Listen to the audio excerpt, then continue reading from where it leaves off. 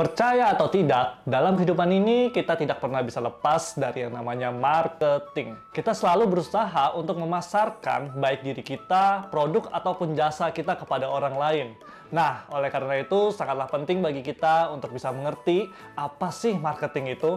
Di sini saya mau sharing tentang buku This is Marketing by Seth Godin. So, stay tuned and welcome to Creator's Mind.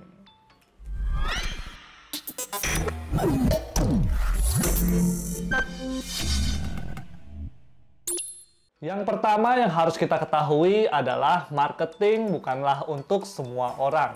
Biasanya saat kita berusaha memasarkan sesuatu, kita menargetkannya kepada semua orang. Padahal belum tentu semua orang akan suka dan menggunakan produk dan jasa kita.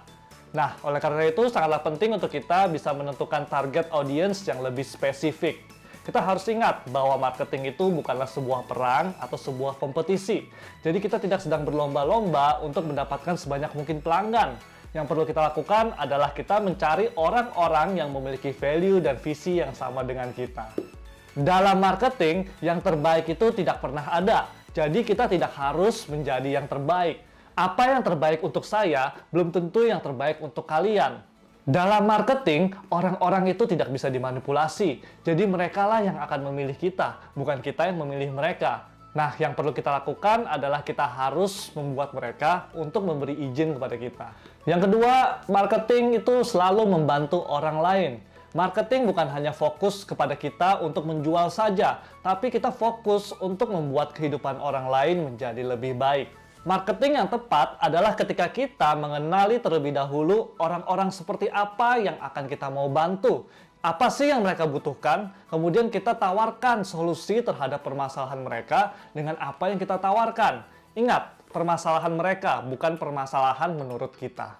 Marketing itu harus bisa menyentuh kehidupan orang lain. Nah, itulah sebabnya marketing harus dilakukan oleh manusia, bukan email ataupun robot. Zaman sekarang ini dengan banyaknya iklan dan spam, orang-orang lebih menyukai hubungan dalam marketing. Jadi jangan pernah menganggap orang-orang yang mengikuti kita sebagai pelanggan, prospek, ataupun pengguna. Tapi anggaplah mereka sebagai teman atau murid, di mana kita perlu mengedukasi serta menginformasi mereka.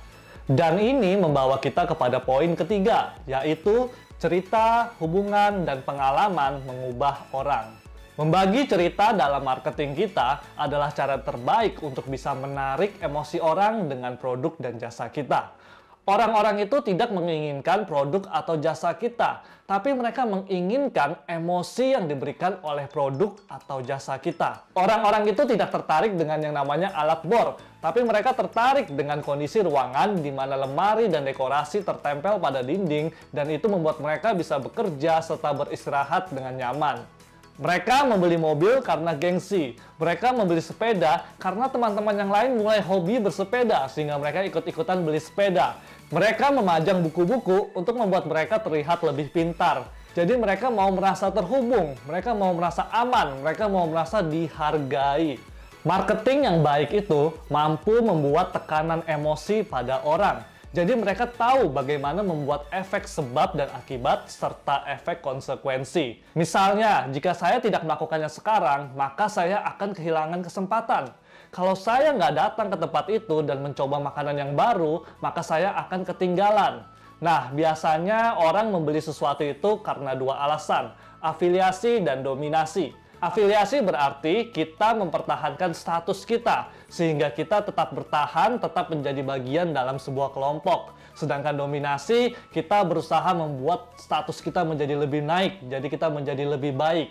Jadi pastikan bahwa produk dan jasa kita menunjukkan afiliasi dan dominasi. Poin yang terakhir adalah komunikasi marketing. Untuk bisa mengkomunikasikan produk dan jasa kita, kita perlu yang namanya simbol dan juga bahasa. Contohnya aja misalnya Nike. Nike memilih logo tik, di mana yang berarti menjadi lebih baik dan juga mencapai sesuatu. Nah, itu adalah simbol dan bahasanya Nike. Jadi, apapun yang kita lakukan, mulai dari menjawab telepon, kemudian desain produk, atau mungkin musik di dalam ruangan, itu adalah bentuk dari marketing kita. Itu adalah simbol dan bahasa kita. Simbol kita harus terlihat profesional. Walaupun bukan yang terpenting, tapi logo kita, font kita, kemudian kualitas gambar atau website kita itu menunjukkan konsistensi dan juga profesionalisme kita.